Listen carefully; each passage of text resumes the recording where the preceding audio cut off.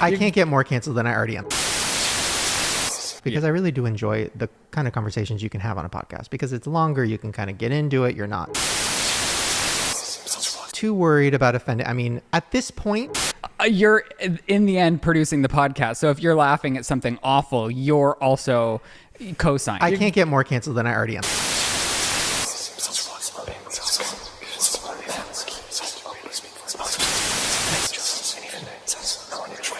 It is against the law to call pressed pigments that contain those dyes that are not safe in the immediate eye area eyeshadows. You're not allowed to use them on the eyes, according to the FDA. Oh my gosh, guys, what's going on? We got so much drama to talk about today because Shane Dawson, there's a lawsuit with Morphe involved. We have a lot to talk about. Okay, so the other day, Adam McIntyre tweeted out that Shane Dawson had changed his title to his video for like the 5th time, allegedly. Okay, well, I was like, what's going? Very interesting tea, right? Shane Dawson, I'm like, why? And I said this in my other video, why is he changing the title again and again and again? Like, why?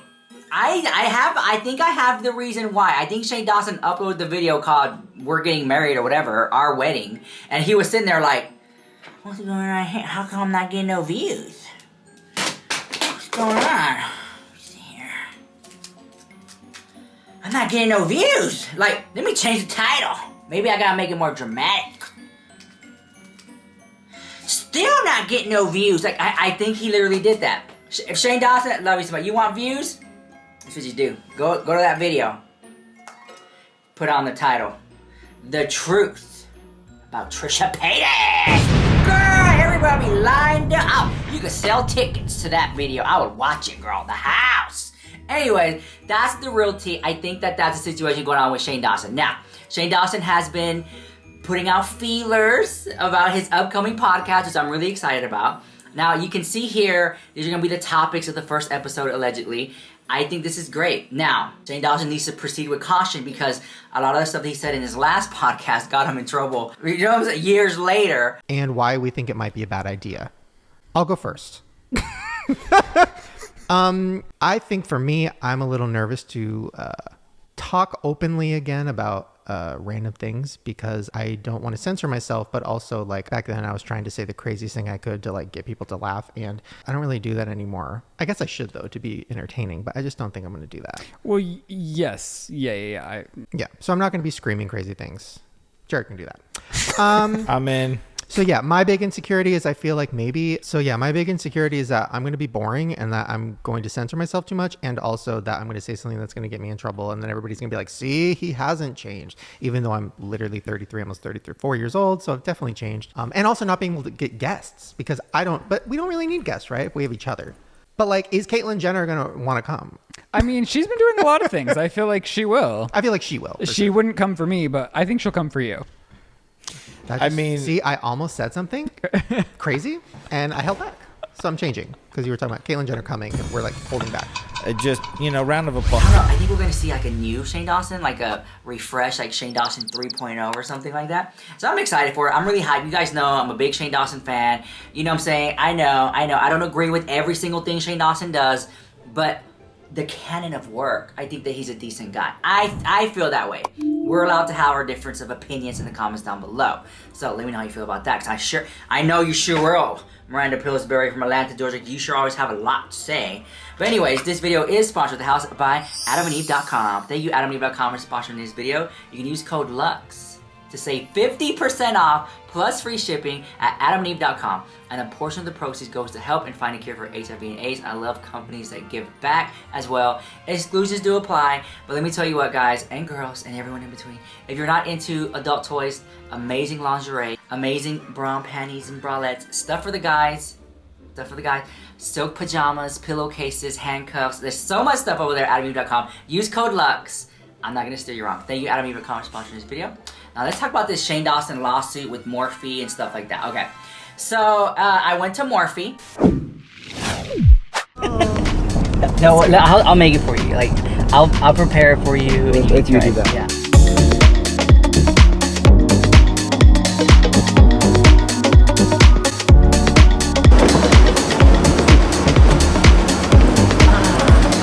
For 10,000 years, I'm free.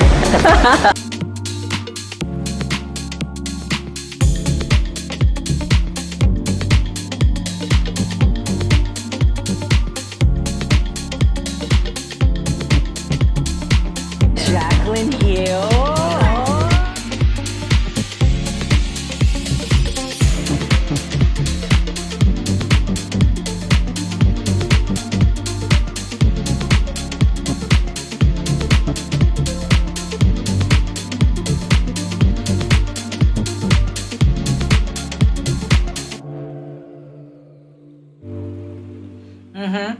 I sure did. I went to Morphe, me and my investigation team here.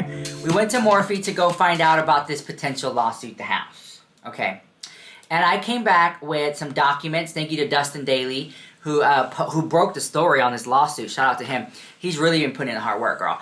And I went to the Marshalls, to TJ Maxx, Ross, Marshalls, whatever, and I found out that a lot of their palettes they did with these big beauty gurus, even Nikita Dragon, who I think one of the latest ones, and James Charles, their palettes are now at the Marshalls for like $16, right? Okay, guys, what do we got here? We got the James Charles palette for $16.99, which I think it was cheaper before. Originally, it was $23, but James Charles palette is $16.99. Let me see in the back. It says, now I'm at Marshalls. And look, they have that limited edition. I love that. I'm at Marshalls right now, and they have this sale. Y'all like to say I'm lying? I'm not lying. I'm at Marshalls. They also have the palette open, and they got the Nikita Dragon palette over here too. Look at this, girl. Nikita Dragon, the house, for $19.99. Originally, this was $26. Now it's $19.99, and this was $23. Why is Nikita's more expensive? That's weird. Okay, so let's see what it says in the back. It says James Charles, Hi Sisters, Morphe brushes, eyeshadow, pressed pigment right here at the bottom. This is the important part. Pressed pigment ingredients. So you got some eyeshadows, and you have a picture of an eye.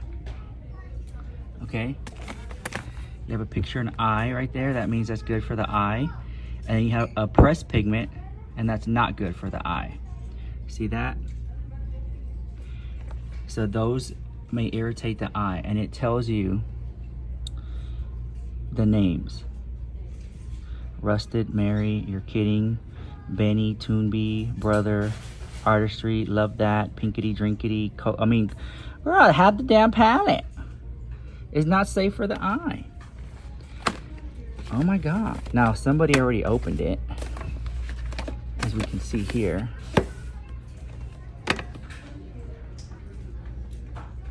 Girl. Now, how am I supposed to know? How am I supposed to know what color's what? Oh, because of this. You would have to keep this. Okay. So pinkity drinkity is not safe for the eye. There it is. Not eye safe. I mean, it is. It's just it might irritate the eye. Just basically was letting you know. It might irritate the eye. It might cause some itching or whatever. But that's what that means. Most people use it without concern, but it's just there in case you have very sensitive eyes. Okay, we got here. Ooh, the color book. This was really good. So you can see the eye, right? Well, what the lawsuit is alleging is that the eye is not enough to let consumers know that this eyeshadow, I'm not saying that this is it right here. This is just an example. I love this palette, like $6. Oh my God. I'm just saying like this one right here. Let's just say this shade is not eye safe. It's a pressed pigment. It's not an eyeshadow. It's saying that these are eyeshadows. These are pressed pigments. They're like not eye safe. You know, you can use them on the body and stuff like that. But the reality is, just being honest, people use it on their eyes. And some people get irritated. But it does stain the eye. The pigment is so colorful that when you wipe it off with makeup, you're going to be stained. Especially with colors like these pinks and purples. They're going to stain your eye. What do? Put some foundation concealer over it. You know, and then, you know, a couple days it fades away. Some people had allergic reactions. Cody Rants was one of them. Let us not forget, Cody Rants popped off. I want to make it very clear. The hives that I'm getting on my eyes are not from my makeup remover or base. I've used both of the products for years, Never had highs from them. I use them literally every day. I got a sister sleigh wherever I go. But James did not warn me about the staining. He didn't tell any of us. I watched all his promotions on the palette. He didn't say that it would look like I have eyeshadow on still after I tried to remove it. I can safely say you should skip using the color Skip. People are trying to say because it's a pressed pigment that I should know that pressed pigments can stain. None of the others did this. Explain that, Mr. Charles. I don't care what formula it has, but you should never, ever, ever try to promote a product that does this to another human being. But this is nothing new.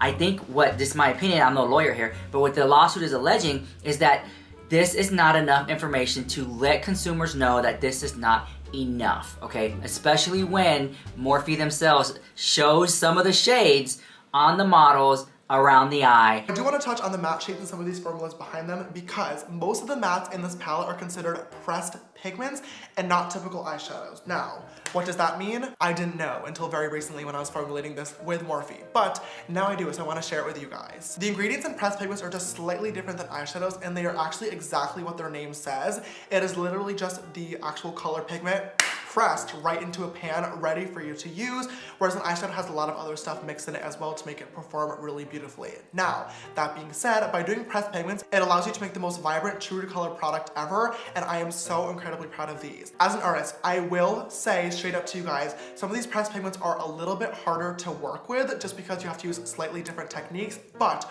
once you figure them out, they are so incredibly beautiful, and I know that you guys are going to fall in love with them. So, my advice to you, I personally found that packing on the pressed pigments with a flat brush works the absolute best to get maximum color payoff and to make sure all the shadows stay in place.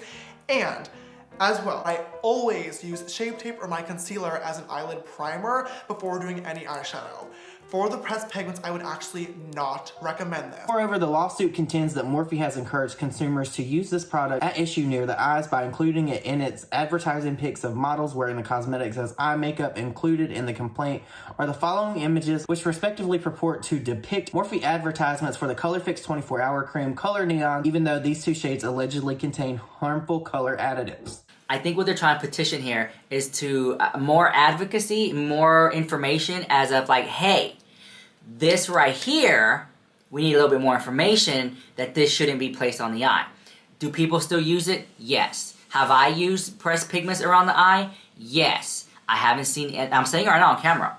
Just my opinion, as of the times I've used it, I haven't had any irritation, any type of like redness or like gritty feeling. I understand that. Have I had staining? Yes, I had staining around the eye. Especially when you have chemicals like carmine or like crushed beetles that you put in there, or whatever consistencies, however you want to call it, or textures.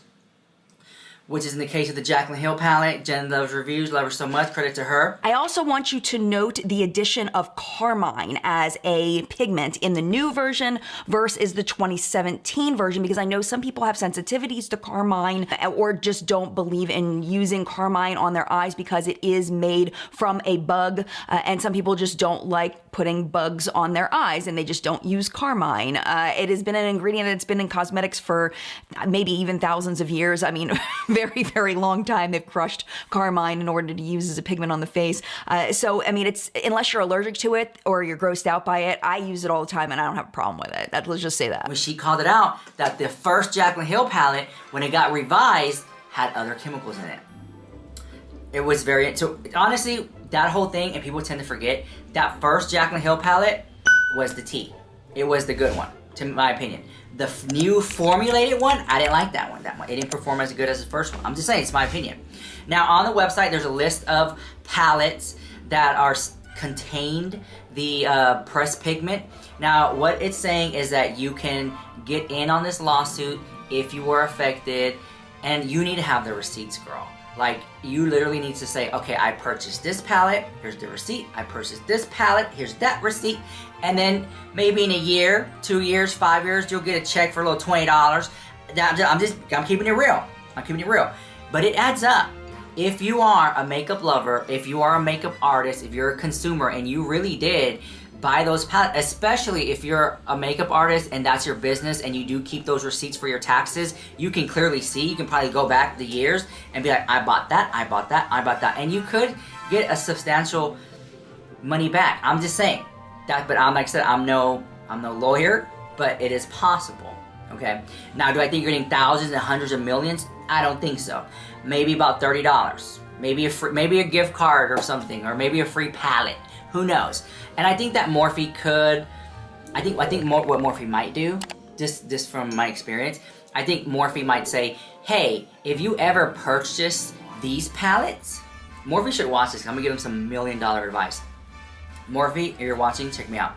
Here's what you do, right? When it's all said and done, you create a landing page, a website on Morphe, like a little page, and you say, if you ever purchased a Morphe palette, any of these, right here, upload the receipt here.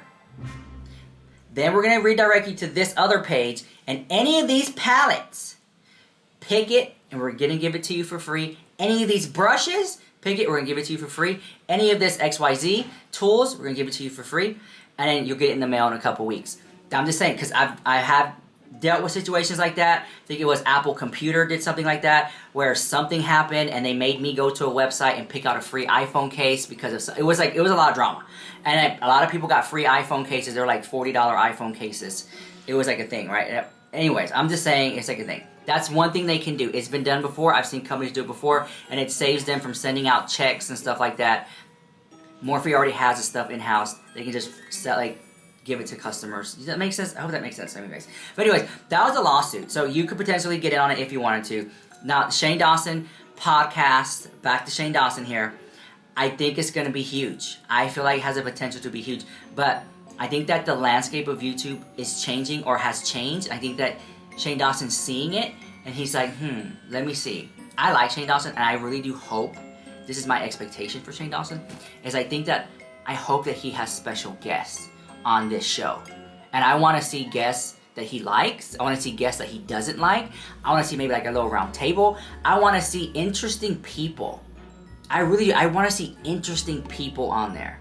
You know, like, I don't know, a person who does OF content and is like a millionaire, stuff like that. I want to see people who tend to rattle the cage and strike conversation. I would love to see people like that on there. And I don't know. That's my opinion. Let me know what you think about it in the comments down below, and I'll see you guys in the next video. Bye, I love you so much.